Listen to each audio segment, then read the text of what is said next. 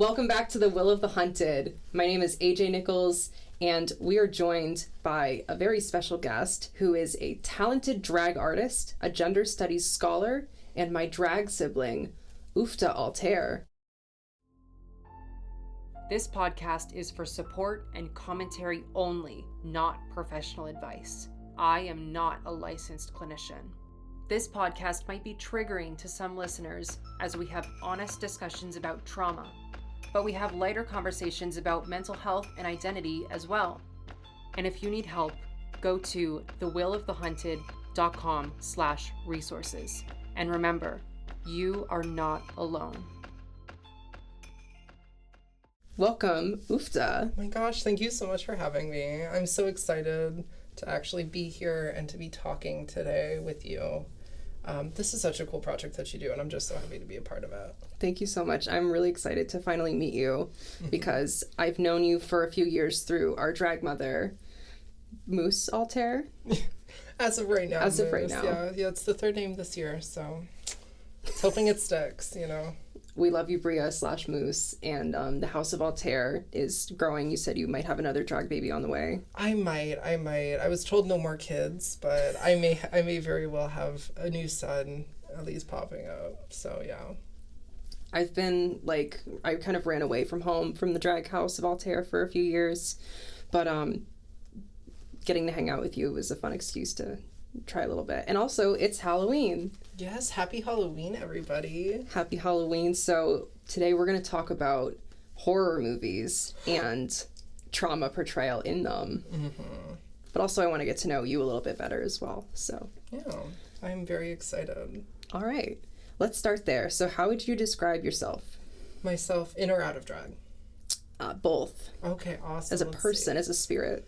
As a spirit, I would say I'm very kind. I'm from the Midwest, so I'm generally agreeable. Mm-hmm. Gosh, I just kind of vibe.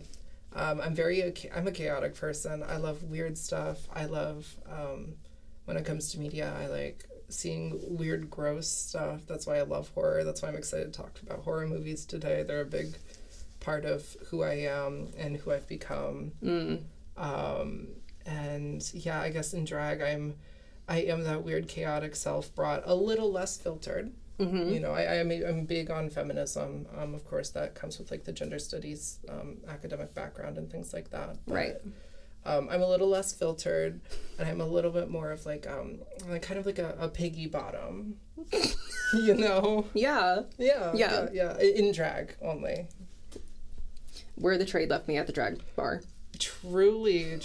I mean, I haven't been to a drag bar yet, but we're hoping that'll change. Yes, and you have your first performance next week. Yes, as of recording next week. It will have happened earlier this month, so hopefully we have some videos posted on these. You had your first performance. How was it? It was so much fun. Gosh, I was so scared. You know, it's been a while since I've performed, but I really think I made a splash, and I was able to add that extra Ooofta flavor. What was your first number? My first number was...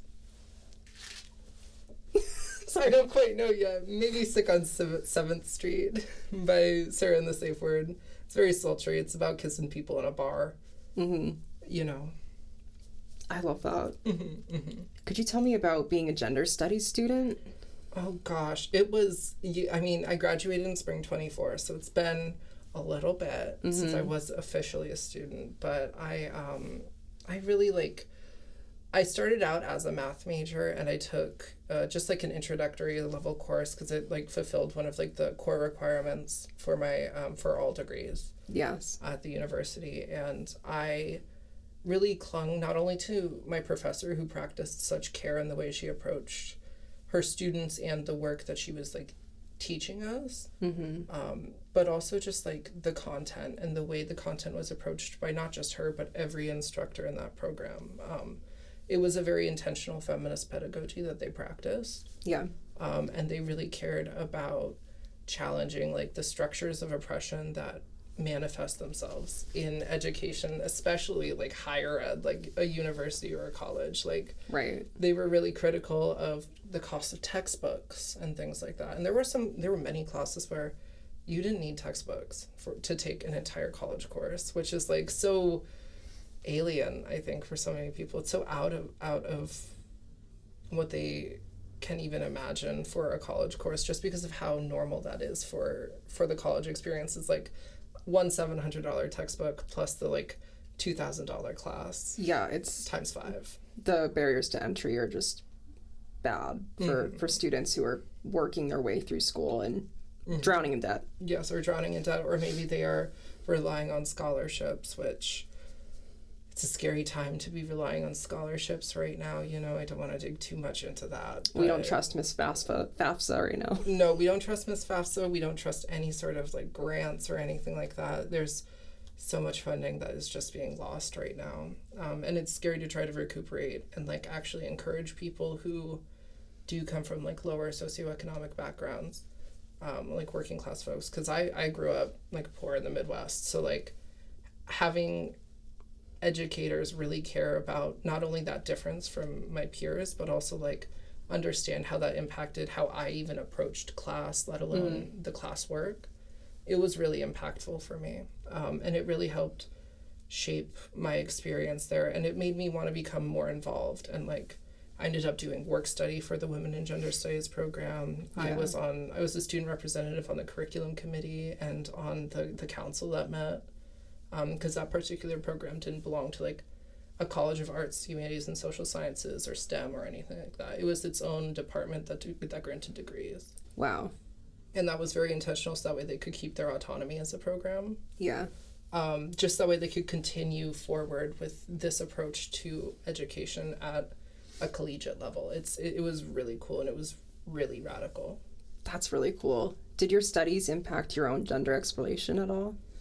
I think it got me a little bit more critical because I came out as genderqueer March before the fall I started. So okay. I started that August. So about 5 months before I even entered college. I came out as genderqueer non-binary, using they, them only pronouns. And it really made me feel a lot more comfortable entering a new space with that new identity because everybody who I had met there had only known me. Pause to fix the cap. Wig snatched. Indeed. It won't stay on. No. Sorry. No worries. But yeah, so it was really affirming to have people only know me using they, them pronouns. And to, like, you know, I shaved my eyebrows off that April. And, to, like, there are people in my life who I love and who care about me and who I have relied on who have never known parts of me that so many people have ingrained in them. Yeah. And that gave me a lot more freedom to explore. Eventually, I met Moose, who's going by a different name at that time. I don't remember what drag name. I could go through the list on my phone, but we'd be here for hours to decipher the code. It's something Altair. It wasn't even Altair at that point. Really? Yeah. Oh, it was Altair my sophomore year, actually. Because Altair. It wasn't Stars, because that was a few years ago. That was. I don't even know if it was Soleil anymore. There's a drag family lore here, folks. Like, it's the drag family tree. Yeah, and it's butchered and been twisted by many a storm. You know, many a storm has passed through this family. And it's been a few years since I've been an active member, and my drag name was Jade Dystopia for the longest time. I haven't done drag for several years. I kind of played the straight woman role for a while, but I still miss drag, and I miss kind of the freedom and just the fun and being able to kiki with drag siblings and do makeup. And our drag mother, Bria, we used to do, we had a camper in her yard during the pandemic because we couldn't really go anywhere. So we would hide in the camper and do drag, and we called it the drag camper. And that was like core foundation for me. I love that. Well, so we ended up rooming together my sophomore year. That's when we actually started performing. That's that semester was when one of our RAs was putting on a monthly show. Okay. And I was still going by Voltaire at the time, which is so cringy. I'm so sorry, Internet, that you have to know that it was Voltaire. I don't know why. Why don't you like that name? It was Vulture and Couture. Oh. Terrible content, truly. But yeah, I don't know. I just found it so cringy, and I felt like it was too serious for what I wanted to do, because I wanted to be a weird, gross guy on stage. I wanted to be a weird, gross guy who was attracting weird, gross people. And I think that's what I get to do now as Ooofta. You described in the car on the way here that your drag aesthetic is dead farm boy or something. Well, that's what I'm going for that's what I went for that performance. That definitely already happened. A dead, like, Southern Gothic farm boy is kind of the vibe. I just like doing, like, a weird twist on it. Like, why not make that farm boy dead and Southern Gothic? It's giving Ethel Cain and Children of the Corn. A little bit. Why not put him in a blender? Make a fierce femboy. Truly. Preacher's drag daughter. Oh my gosh, wig loose. Diva, wig loose. Wait, so you are a drag king? I am a drag king. I find myself leaning towards, outside of drag, kind of like this butch femininity. Like, on the Futch scale, I lean butch, but I'm definitely more Futch. What is Futch? Futch? Oh my gosh, I'm so glad you asked. So Futch is this, thank you lesbians for the Futch scale, by the way. So Futch is a scale of gender presentation from femme to butch. Oh. And Futch is kind of like that lovely androgynous middle. So I'm a butch leaning Futch, but I definitely have a lot of outward femme presenting things. The butch Futch. The butch Futch, truly. And I guess the king part of my drag performance is just how I like to embrace that masculinity and kind of the comfort that comes from that masculinity, because I was socialized as, like, a guy. Yeah. And so it's a lot. Same. Yeah, bro. Yeah. Oh gosh, the deep voice. Yeah. Yeah. Sorry, so chaotic. Probably. Producer Mike is like. Mm-hmm. You have to get closer to the microphone every time? I will say it's not my intention. I'm so sorry. Yeah. You're good. Mm-hmm. But yeah, so I think it's a way of also leaning into the comfort that I know that can provide, especially in, like, contemporary times with, like, pursuing, starting a medical transition and things like that is scary right now. And I need to get a couple other medical things out of the way first, but that is on the to-do list to do, some sort of hormone thing for me. So you were on the Altair journey of becoming a trans feminine diva. Truly, I am. I'm becoming a trans feminine diva. There's only one member of our house who currently isn't, I believe. Really? Yeah, it's one of my daughters. And that's a hard-boiled egg, so... It'll catch on eventually. A little bit. But yeah, That's how it goes, is, like, I came out, and then Priya/Moose came out, like, a couple years later, and I was like, I know it, you're gonna, and then I was just waiting. Have you heard of egg culture? I have heard of egg cracking. I have, a lot of times I've also heard people say that they saw the TV glow. What? Have you seen the movie I Saw the TV Glow? Speaking of the theme today, horror movies. You need to watch it. Okay. It's all about being trans and realizing you're trans through media. Through, like, a Buffy the Vampire style show. It's really good. Oh. And it will make you cry. Okay. I can't get through it without crying. Yeah. Have you watched Tu Wong Fu? That's the movie that made me want to start doing drag, actually. Really? Yeah. I started watching Willem Belli's The Beatdown on YouTube. That's what kind of got me out of my, like, trans misogyny, my own internalized trans misogyny, and then we ended up. I watched that movie with friends, and, like, I'm from that small town in middle America where, like, people are doing bad things to each other, and where we just need that extra drag magic. And so I was like, I do need this, actually. I do need to do this. And that's when I started. The Beatdown was another gateway for me, because I think I saw RuPaul on TV with Lady Gaga performing on SNL once, and then the next time was Willem Belli on trigger warning. Yeah. But then I was like, wait, are they like, is she a girl or is she like, I didn't really know. And then that kind of opened the door for me to be like, oh, maybe I don't have to just talk about being a girl anymore or joke about being a girl. Maybe I can like actually try being a girl. So yes, the pipeline of beatdown, of Will and Bella as beatdown is there for sure. Yes. Yeah. Hatched many a diva. Thank you, Willem. Thank you.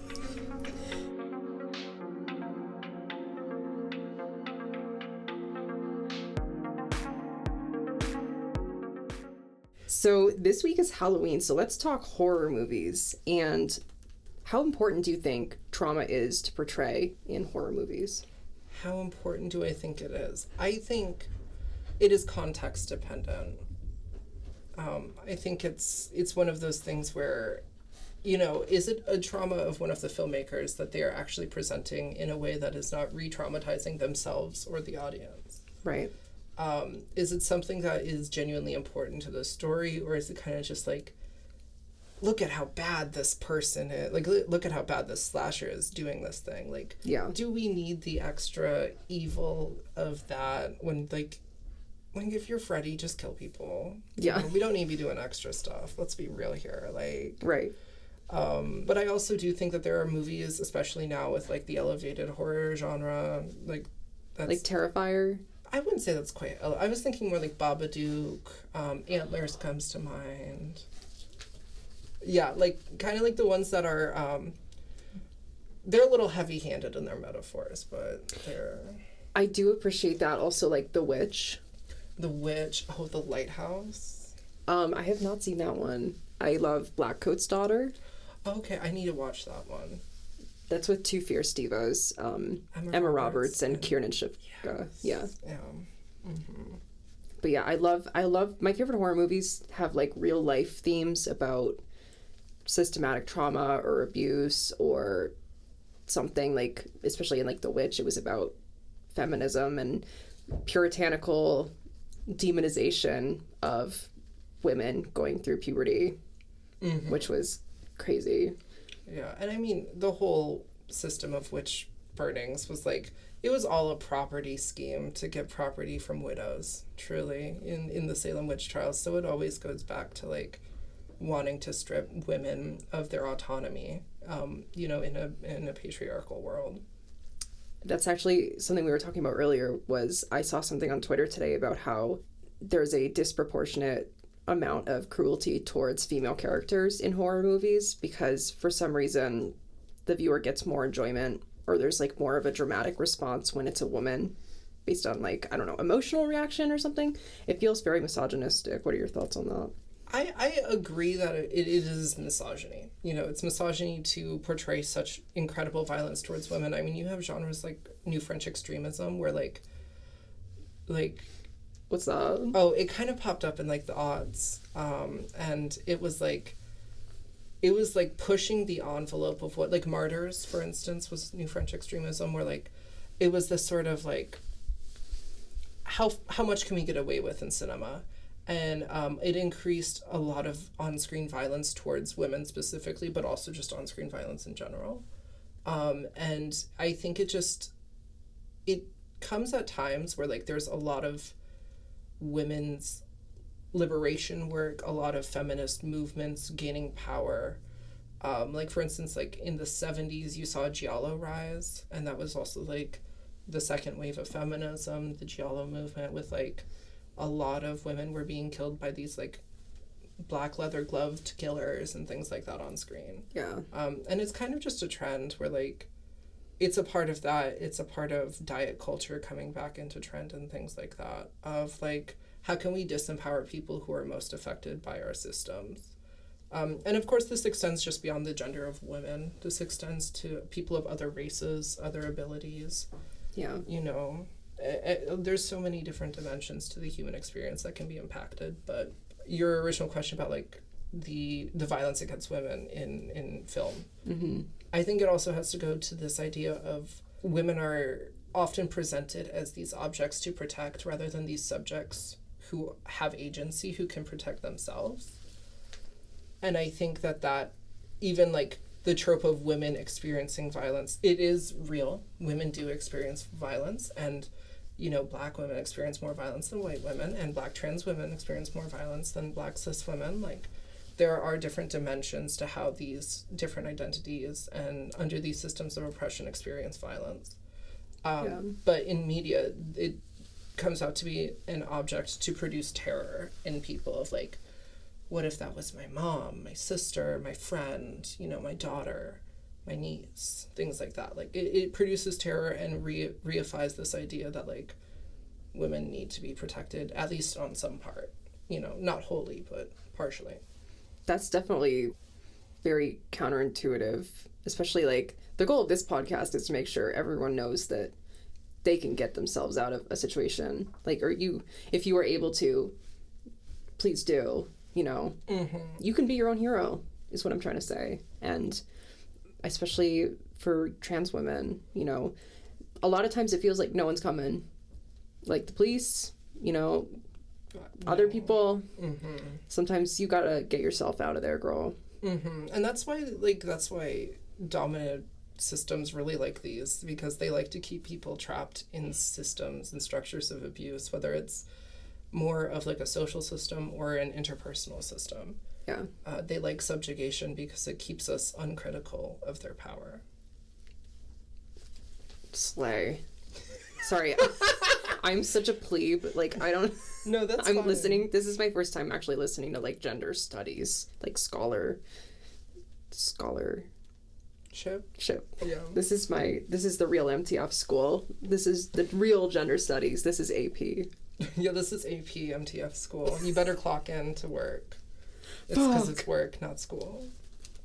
And what do you think about censorship in horror movies? Do you think that, you said trauma is kind of context dependent, whether it's appropriate or not, but do you think there's certain boundaries that shouldn't be crossed? So do I think, like, as a governance, do I believe censorship should be allowed to be applied? Not necessarily. I think censorship is scary to start doing, because then it's kind of open to interpretation as to what becomes that obscenity that can be.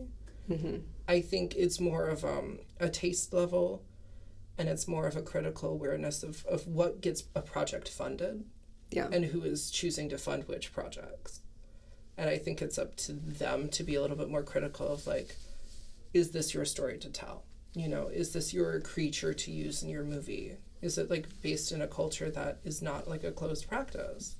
Things like that, There's so many different aspects of horror that need to be considered when you are in the filmmaking process.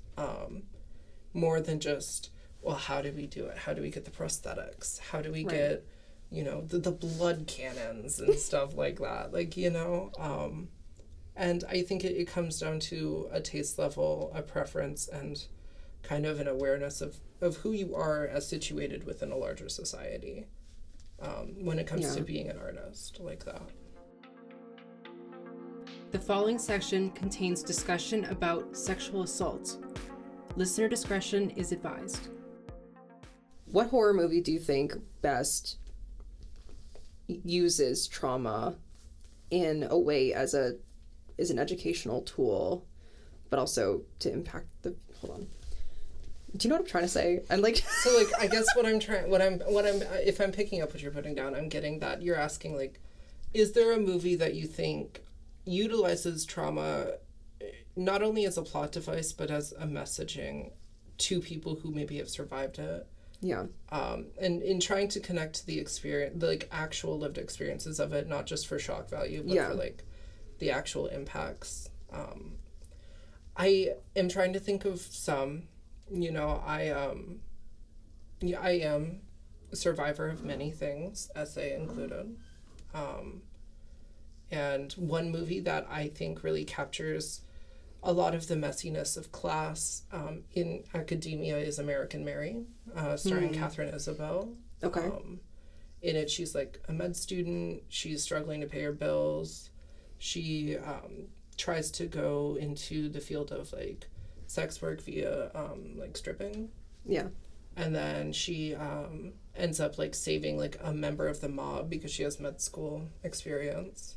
And eventually she starts working with the mob, and one of her doctors at her school believes her to be like a sex worker who is like engaging in like full practice sex work, like behind closed doors, things like that. And she ends up experiencing SA. And it really shows the toll that it takes on her. And she ends up dropping out of med school, starting kind of her own private medical practice without any licensure, like kind of like Wow. examining a lot of the intersecting aspects of a person who happens to experience it. Because it's not the only defining trait of her in the movie. Yeah. But it is certainly a defining plot point that I think reasonably alters the way she goes about her life from then on out. Yeah. I have not watched that movie, but I need to. It gets intense. I will give fair warning on that front. I would try to look up on Does the Dog Die?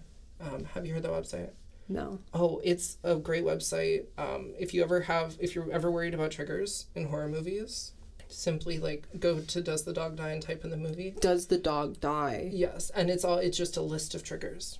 It's just a list of triggers of like... We're going to put that on screen. Yes, Does the Dog Die? Does the dog die? It's literally one of the best websites, because whenever I go to see a new movie, I'm like, okay, I know this friend that I'm going with has problems with this type of content. Let's like actually look and see if anybody has marked it like Ooh. to be concerning for that, because it's a good tool, and especially as somebody who likes horror, that is a genre that like frequently features things that are traumatic. It's important to like navigate safely, especially in the headspace that we may find ourselves in. Absolutely. Like, before your Halloween movie night, make sure you check out what triggers are going to be in those movies. Because it's good just to like let people know. And like also like there are movies I've seen 1,000 times where like I've seen them since I was a kid. Like I don't interpret the things that are happening as traumatic because I watched them before I understood why those things were traumatic. So like it's important for me to be reminded like, oh yeah, no, that's actually very, very crossing lines for a lot of folks, you know? It's been really interesting for me watching movies before and after transitioning, because having the emotional depth to understand not only abuse now, but also the systematic oppression and societal oppression that women face. A lot of movies have a really different connotation for me now, and it's very interesting. And you know, I think it's a hard line to put, and that's why I don't think there should be a line. I think there should be kind of like a stairway of like, you know, are you able to go up all the stairs in this metaphor of like, are you presenting this trauma in a respectful and responsible way, you know? Yeah. Because it can be so incredibly like jarring, especially just sitting in a movie theater, like talking, like just like seeing it, bam, in front of you. It's just jarring. Do you think horror movies can be a helpful tool for trauma survivors to either be validating or, I don't know, sometimes my PTSD, I need to re-traumatize myself in very safe ways to be able to calm down sometimes? I think there is a level of, I mean, obviously I'm not a psychological health. We are not licensed clinicians. No. But, you know, if you do watch them and you do that, I think there is a healthy way, because, you know, exposure therapy is often a way to deal with different anxieties and things like that. And I think having, you know, the screen there, the fourth wall literally in front of you, and you can pause it at any moment, I think that adds a level of safety that, you know, again, I'm not an actual practitioner of therapy. Please talk to a medical health provider or mental health provider if you are interested in doing exposure therapy. But yes, like it's such an easy way to pause it, close the laptop, turn off the TV, walk away if it's too much, and you can start kind of experiencing. You can also work it out through art. You know, it's not only a way to kind of build up defenses of like. Just seeing parties can be triggering to people because of experiences they've had. Yeah. So like seeing that and seeing that people can be safe in that can be very powerful. But also, like, seeing how people react and respond differently in these different types of media can, help and be, therapeutic. I totally agree. I feel like it's a way to simulate trauma and those emotions in a very safe, controllable way. And I think that is a great tool. At least for me, it helps me. Mm-hmm. And I mean, it's helped me too. There are a lot of movies I have tied to my experiences that maybe don't even necessarily involve those experiences as traumas, but they're tied to the memories I have associated either with the people that I was with or whatever. Yeah. Where I can't watch them in this headspace. I have to feel really good if I want to watch that movie, things like that. Right. And sometimes I challenge myself to push that in that healthy way of like, let's try and watch it because you like this movie, and let's try and see how we're feeling, and that's when you can start doing things like journaling and things like that, of just like reflecting and actually recording your reflections of how your body is responding. Absolutely. And I think drag is also a very powerful tool to express yourself and your changing identity, because doing drag before and after what happened to me that I referenced in the first episode of this podcast, my drag style shifted significantly and I was channeling a lot of anger and having a much darker persona, and that definitely gave me an outlet where I felt like I didn't have another outlet besides that. Mm-hmm. And I think, all art is a great outlet. I think drag being this art that is, it's performance art of embodiment where you can embody whatever you want to be. Yeah. You have artists like Hollow Eve, for instance, like changing the shape of their face using staples and like pulling it apart and stuff like that. Like, it's so cool. And you don't even have to be human in drag. You can be an alien, you can be a demon, you could be a monster, you could be a clown. Like, you don't have to be any particular gender or anything like that. And you can kind of experience the freedom of a mask. Yeah. That can really help put you out there, And speaking of that, you've mentioned that you might be interested in trying Dragula or another competition someday.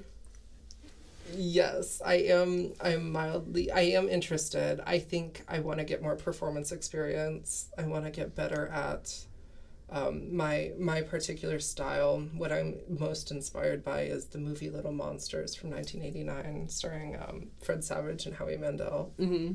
And it's just been a movie I've loved since growing up, and it's just got a bunch of weird monster creatures.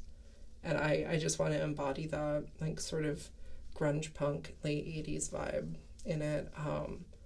And I want to get better at designing for that and for performing in that.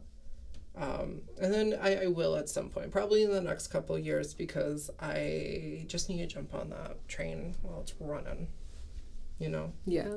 What are your end goals with your career and your art?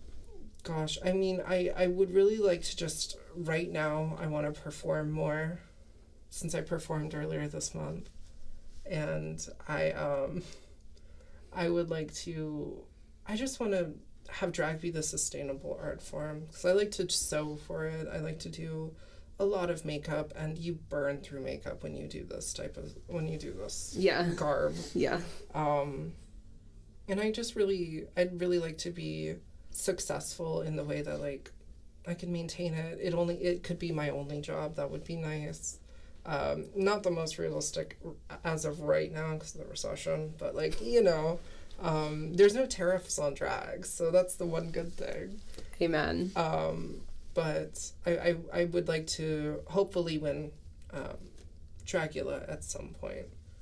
That would be a cool thing. And I'd just like to tour and just have it be sustaining. And academically, I would like to get, like, a doctorate. Really? Yeah. I just have to find a school that offers it and that, like, I can, like, reasonably afford without, like, my blood pressure getting too high. Because that's always the concern with these prices these days. Absolutely. Education, not affordable. Drag, free. Not free. Not free. Not free. Not free, but you know, it's usually like a $10 to $25 cover charge. So, you know, affordable. It's cheaper than a college class. Yeah. Yeah.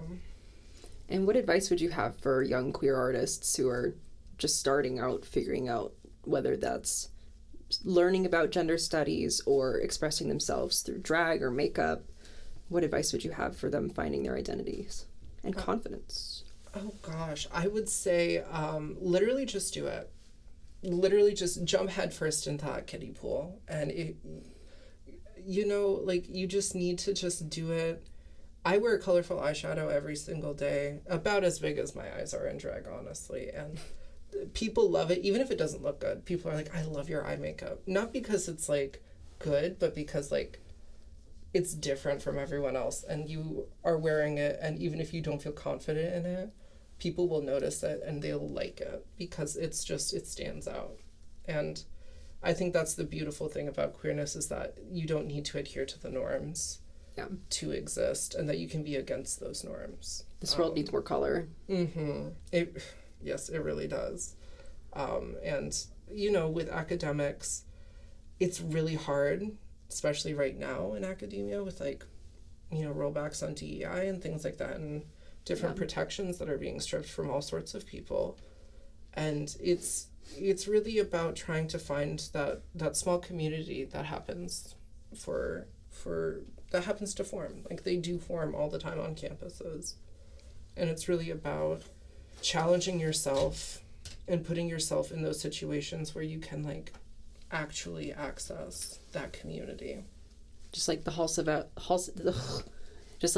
Altair on the USM Gorham campus. Yeah, you just gotta step out there and just do it.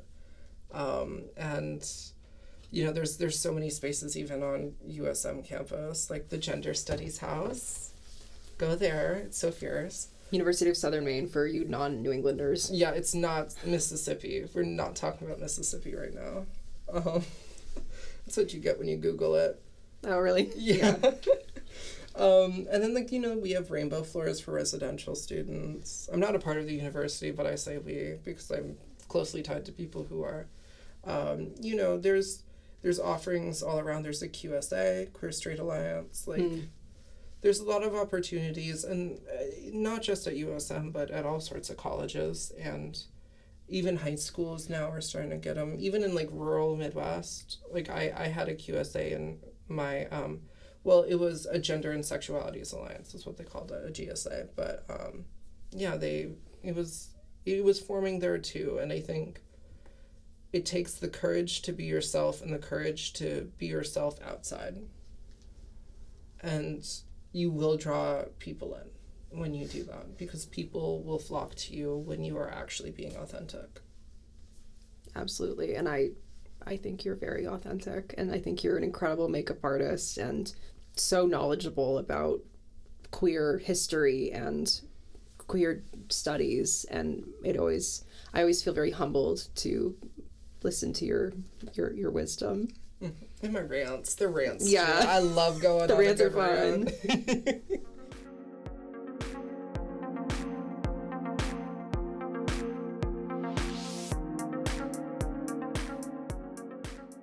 Well, yes, thank you so much. Thank you so much. I'm honored to be here. I know that this means so much to you, and as family, I'm glad that we get to share this experience and this memory. Thank you. Of course. It's so nice to finally meet you. And in person, yeah. Where can everyone follow you? Oh gosh, right now just Instagram, Ooofta Altair, all one word. That's 3 O's, FTA, Altair. Like Altaria, but our drag mom did not know how to pronounce it. That's why it's Altair. Well, thank you so much. And just remember that if you need help, go to thewillofthehunted.com/resources. And also, you are not alone. And we'll see you next Tuesday here on YouTube, Spotify, and Apple Podcasts at 6 p.m. Eastern. Love you. Bye. Bye. All right.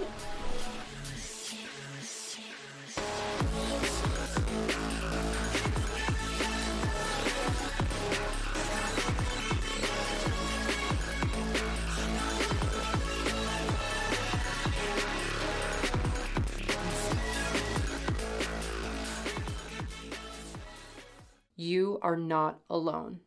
And if you need help, go to thewillofthehunted.com/resources.